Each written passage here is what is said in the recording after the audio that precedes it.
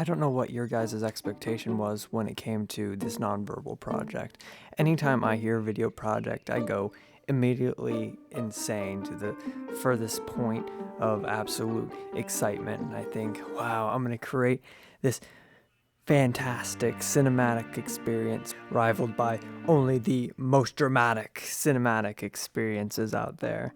I see a nonverbal project, I see a world being engulfed in flames, torn apart, and only my nonverbal project is going to somehow sew it back together. In reality, it's kind of just like my work, my GPA, my other teachers, they kind of just repeatedly keep hitting me over and over again until, here's my project. So after a varying assortment of roadblocks in my way, here we go. A nonverbal project about emoticons. Up until about 1999, all language, primarily text-based, was kind of void of meaning. When we would give somebody a text, when we would give somebody a letter, it was just words on a page with no emotions behind it. But then everything changed in 1999 when emoticons came around. And now 17 years later, we're still trying to understand what emoticons have really done to our online and text-based language. So I conducted an experiment. I took a newer platonic friendship and I texted them.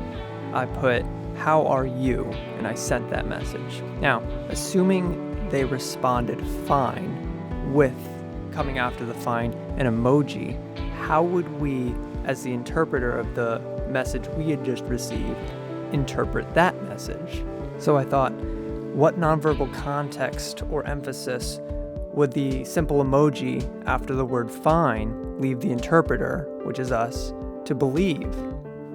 And what I had derived through this experiment, I came to the conclusion that meaning was interpreted one of two ways when it comes to emoticon use. First, we look at a satirical kind of juxtaposition, or we have the deeper kind of enveloped relationship between the complementary ideas of emoticon and the word or idea it represents. If someone said fine with the sobbing emoji next to it, we would assume the satirical derivative of definition. We'd assume that they were making a mockery of us, like we were the center of a joke and we missed out on it somehow. Or the juxtaposition that they were extremely sad and they're actually not fine with whatever you're talking about. Either way, it's the satirical point of view. If someone sent you fine with the skull emoji, again, this would be not so much literal as it could be kind of a cute threatening. It's a confusing mix, but it would be more satirical. Yes, I'm fine, the juxtaposition being that I'm not really fine.